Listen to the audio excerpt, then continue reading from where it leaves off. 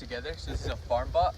So the idea is for it to do the planting, irrigation, weeding, and for me, I would just do the harvesting.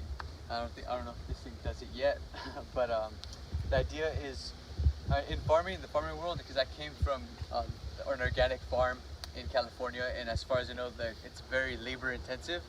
And if this becomes and it has run before, but I just added more soil and it added a hugelkultur beneath. So those logs underneath that are, some of them are halfway like rotten, so it becomes nutrients. So something that agriculture and farmers have been sold is fertilizer and chemicals. And for my idea is to have all our own fertilizer, you could say food for plants that's not just fuel, but it's also information as well.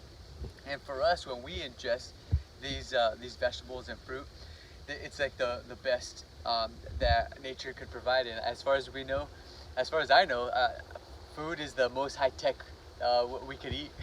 And so if we follow nature and seeing that we could have all the 5 different kingdoms in our soil, where we have the fungus, bacteria, nematodes, protozoa, and microarthropods, having all those different kingdoms working together, that those organisms kind of bring out the nutrients from the soil. Because a lot of farmers say, a lot of fertilizer companies, they push the idea that, hey, yes, all your minerals are there, but they're not available, so that's why you need to buy from me.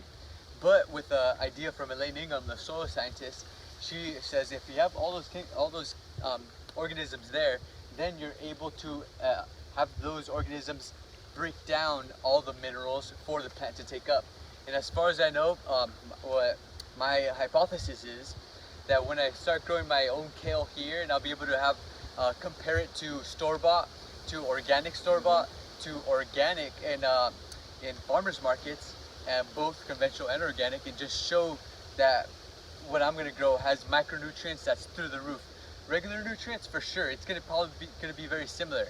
That's why when people kind of talk about how organic is not that much different from conventional, because the nutrients are the same. But actually, when it's organic, when you have those insects actually bite it a little bit, it triggers an immune response to the plants.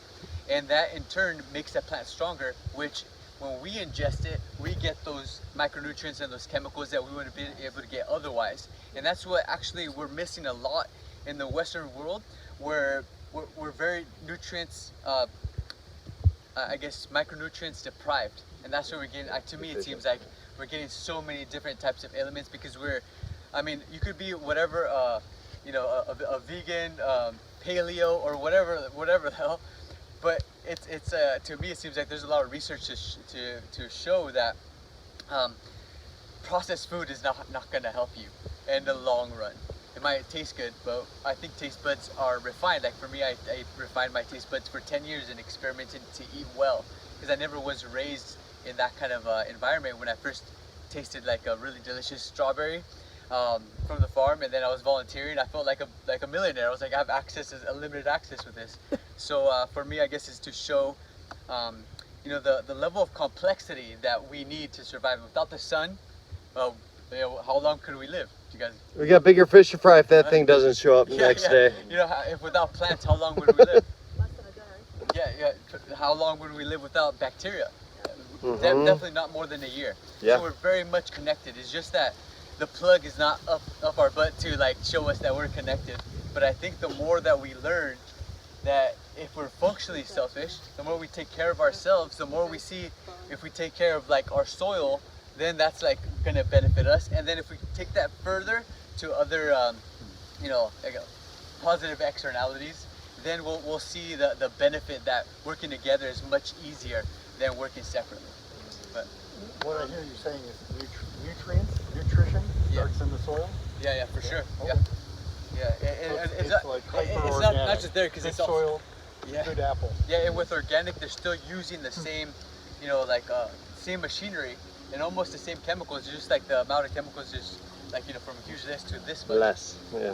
But here the idea is for me not to have to weed, not have to take care of that, and for sure I'm gonna make my own compost and then feed it But the idea is for me not to have that extra expense and then show anybody that this is possible to grow your own food for sure. And to me, I think that's a part of being independent.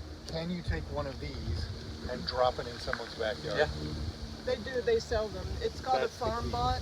All right, yeah. Farm bot. Way to go, man. Oh, yeah. Very nice, very This is, innovative. they open source it.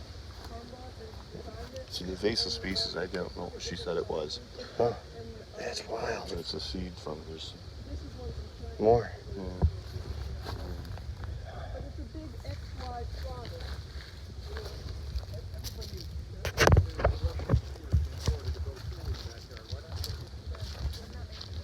So here's the robot teach.